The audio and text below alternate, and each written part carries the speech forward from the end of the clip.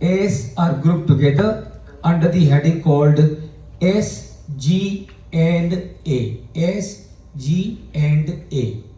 Now what does S, G and A stands for? Yeah, selling, general and administrative expenses. So that is the meaning of selling, general and administrative expenses. अब देखिए समझ के लीजिए, Hindustan Unilever हो, आर्सलॉर मित्तल हो, Tata steel हो, आदित्य बिरला हो, कोई सी भी कंपनी हो, वो दो ही तरह के एक्सपेंसेस इंकर करते हैं ऑपरेशंस के ऊपर. कौन से एक्सपेंसेस हैं? Number 1 is on production of the goods, that is your COGS, and number 2 is the SG&A, selling, general and administrative expenses. क्या मतलब है? मतलब है कि टाटा स्टील ने स्टील बना दी, अब वो स्टील को मार्केट में सेल भी तो करना है, तो वो सेलिंग के ऊपर जो खर्चा होगा that is your SG&A. Administration के ऊपर जो खर्चा होगा, टाटा स्टील के का कॉर्पोरेट ऑफिस है, टाटा स्टील के रीजनल ऑफिसेज हैं, वहां पर लोग काम करते हैं, उनकी जो तनख्वाह होगी, वो जो ऑफिसेज उनका रेंट होगा, all those expenses are put together under the heading called SG&A, selling, general and administrative expenses. अब let's say that figure is 100. तो ये आपका gross profit हो गया which is 600 and you have the SG&A cost which is 100. What you have in the bottom is 500. This 500 is known as EBITDA. This is known as EBITDA, earning before interest, tax, depreciation and amortization. ये जो EBITDA है इसको और एक नाम से जानते हैं और वो नाम है COP and that is COP is cash operating profit from cash operating profit. So COP इसको बोलते हैं COP, cash operating profit. अब सवाल ये है कि इसको कैश EBITDA को कैश ऑपरेटिंग प्रॉफिट क्यों कहते हैं? Can somebody tell me? Why EBITDA is known as cash operating profit? और हमने थोड़ी देर पहले समझ के लिया है कि EBITDA क्यों इंपॉर्टेंट है, राइट? क्यों इंपॉर्टेंट है? बिकॉज हमने एग्जांपल देखा गौतम अडानी का, मिस्टर मित्तल का, और भी दो दुनिया में जो कंपनी एक्वायर करते हैं. So what they look at when they are acquiring a company? EBITDA. सो EBITDA इंपॉर्टेंट है बिकॉज वो कैश ऑपरेटिंग प्रॉफिट है. तो इसको कैश ऑपरेटिंग प्रॉफिट क्यों कहते हैं? इसको कैश ऑपरेटिंग प्रॉफिट इसलिए कहते हैं क्योंकि आपने सेल किया तो कितना पैसा आपके हाथ में आया? 1000. तो 1000 has come in your head. उसमें से मटेरियल कॉस्ट पे कितना बाहर चला गया? 300. और मैन्युफैक्चरिंग कॉस्ट पे कितना बाहर चला गया? 100. और SG&A पे कितना बाहर चला गया? 600. तो आपके हाथ में कितना बचा? और कहां से बचा? कहां से बचा? From the operations of your business. Are you with me? ठीक है. तो आपने जो सेल्स करी that is because of your operations. आपने जो बनाया बेचा उससे आपको 1000 रुपए आपके हाथ में आए और 1000 में से 500 बाहर निकल गए. आपके हाथ में कितने बचे? 500. ये 500 जो आपके हाथ में बचे कहां से बचे? From your operations. And that is why EBITDA is also known as cash operating profit. यानी कि ऑपरेटिंग प्रॉफिट, वो प्रॉफिट जो आपके हाथ में आया कहां से? Operations. And that's your cash operating profit. अब इसमें से हम क्या माइनस करेंगे? इसमें से हम माइनस करेंगे दो और चीजें जिसको बोलते हैं number 1 is depreciation and number 2 that we minus from here is known as amortization. So let's say for example ये हम केस डिस्कस कर रहे हैं. इसमें इस कंपनी का जो डेप्रीसिएशन है वो 75 है, एमोर्टाइजेशन जो है वो 25 है और अब जो आपके हाथ में बचा कितना बचा? 400. This 400 is known as EBIT और इसको एक और नाम से जानते हैं and that is operating profit. क्या मतलब है कहने का? कहने का मतलब ये है कि अगर कोई बोले कि EBIT क्या है और कोई आपसे पूछे कि ऑपरेटिंग प्रॉफिट क्या है, इसका मतलब क्या है? He is asking you same question, right? Operating profit. Okay. I'm sure all of you understand what is depreciation. Anyone who does not understand depreciation, please tell me. Take your hand up. Who does not understand what is depreciation? Anyone? So all of you understand depreciation. So can somebody explain as to what is depreciation? Anyone? Yeah. Okay. If I buy a machinery, Uh-huh. the value of machinery or car, whatever the thing is, Uh-huh. getting less decreased. Right. That is depreciation. That is depreciation. Okay. Very good. What else? Yeah.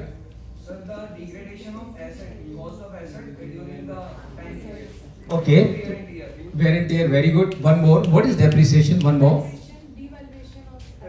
Devaluation of asset, that is depreciation, very good. Can somebody tell me what is amortization? Like depreciation in intangible assets like goodwill, credit. Okay, please join your hands and give her a big round of applause. Very good, बहुत बढ़िया, बहुत बढ़िया, बहुत बढ़िया. So let us understand the difference between the depreciation and amortization, and it is very simple. So please remember what is the difference. Difference is कि देखिए पूरी दुनिया में सारी कंपनी दो तरह की assets का इस्तेमाल करती हैं for their business. Which are the two types of the assets that you have? Number one is tangible and number two is intangible. अब दोनों में फर्क क्या है? फर्क ये है कि कोई टेंजिबल एसेट है तो आप उसको टच कर सकते हो, आप उसको फील कर सकते हो और आप उसको देख सकते हो. लेकिन इंटेंजिबल एसेट को आप टच नहीं कर सकते, फील नहीं कर सकते और देख नहीं सकते.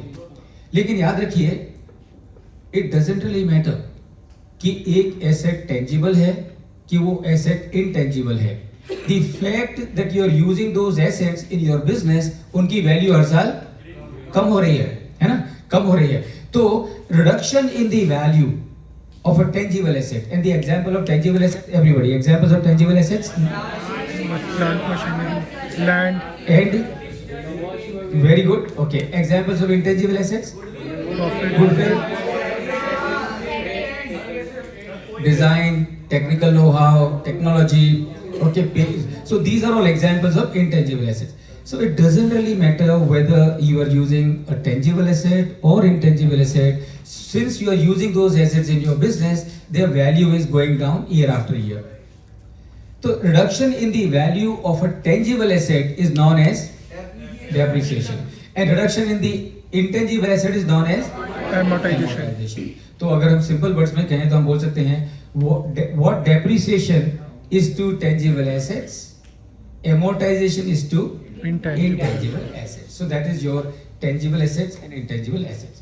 तो अब हम इनको जब माइनस करते हैं from the EBITDA, what you get in your EBIT. अब एक चीज और समझ के लीजिए कि ये जो डेप्रिसिएशन है और ये जो amortization है, इसको एक और नाम से जानते हैं और that is your, they are known as non cash expense. तो डेप्रिसिएशन और amortization को हम क्या बोलते हैं? एफडी क्या बोलते हैं? और क्यों बोलते हैं? Why do we call them as non-cash expense? Okay. Yeah. Please join your hands. Give them a huge round of applause. Very good. Please join your hands. आप समझ के लीजिए डेप्रिसिएशन को क्यों बोलते हैं नॉन कैश एक्सपेंस. डेप्रिसिएशन को non cash expense इसलिए बोलते हैं बिकॉज ये जो मटेरियल कॉस्ट है, are you going to keep this money with you और you are going to pay to somebody? You are going to pay to somebody. What about the manufacturing cost? Pay to somebody. What about the SG&A? Pay to somebody. What about the depreciation? Not to pay anyone, right? So आप इसको P&L में minus कर रहे हो. You know when you are calculating your profit, आप depreciation को sales में से माइनस करते हो, लेकिन आप इसको किसी को पे नहीं करते. So since you are not paying it to anyone, that means what? That means there is no outflow of cash on account of depreciation and on account of amortization, and that is why depreciation and amortization are also referred as non-cash expense. Non-cash expense because there is no outflow. Now, having done that, अब इसमें से आप क्या minus करोगे? So what will you minus from the EBIT? You will minus interest, right? So minus interest, and remember you call it interest or you call it as finance cost. Both mean the same thing. Right, so you call it interest or you call it cost, finance cost, both mean the same thing. And let's say that in this example that we have, the finance cost is 40 and what you get here in the bottom is 360. This 360 is known as what? Anyone? EBT. This 360 is known as what? This 360 is known as earning Before tax. before Tax. earning before extraordinary items and taxes. This is known as earning before extraordinary items and taxes. अब जरा ध्यान से सुनिए. Extra ordinary item का मतलब क्या है? Extra ordinary item का मतलब है वो इनकम और expenses of a business which are non recurring, यानी कि वो हर साल नहीं होते हैं। से फॉर एग्जांपल आपके पास में एक लैंड पड़ी थी बिजनेस में और आपने उस लैंड को बेच दिया और बेच के आपने 50 करोड़ का प्रॉफिट कमाया। तो ये जो आपने 50 करोड़ का जो प्रॉफिट कमाया, ये आपका ऑर्डिनरी प्रॉफिट है कि एक्स्ट्रा ऑर्डिनरी प्रॉफिट है?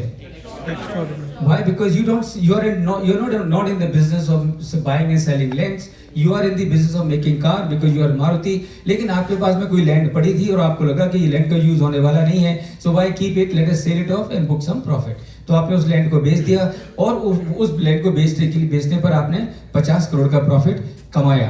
तो वो प्रॉफिट आपकी सेल्स में आना चाहिए कि वो प्रॉफिट आपका एक्स्ट्रा ऑर्डिनरी आइटम में आना चाहिए? And the answer is it should come as extra ordinary item.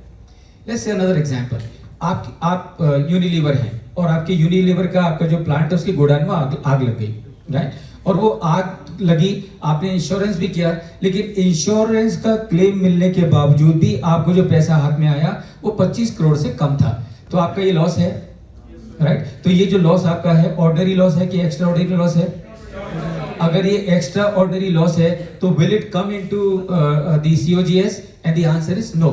अब मुझे बताइए कि अगर कोई कंपनी ये जो 25 करोड़ का जो लॉस है on account of the fire in the godown, अगर वो कंपनी उसको यहां पर ऐड करती है, राइट थिंग टू डू और wrong thing to do? Wrong thing. Why wrong? Because ये आपकी ऑपरेटिंग एक्सपेंस नहीं है। अगर वो कंपनी ये जो लॉस हुआ है उसको SG&A में ऐड करती है तो रॉन्ग थिंग और right thing? And why? Because again it is not your normal cost. अब अगर वो कंपनी ऐसा करती है तो क्या होगा? उसके जो EBITDA है वो डिप्रेस हो जाएगी, उसका जो ग्रॉस प्रॉफिट है वो डिप्रेस हो जाएगा, कम हो जाएगा। And that means you are not giving the correct picture to the readers of your financial statements. And that is why what will you do? You will minus or add. So you will either minus or you will add extraordinary item. So you write here extraordinary items, and let's say plus minus करने के बाद this figure is plus 40. So now what you get is 400. This 400 is known as EBT. This 400 is known as EBT. Does it make sense to everyone? ठीक है ना?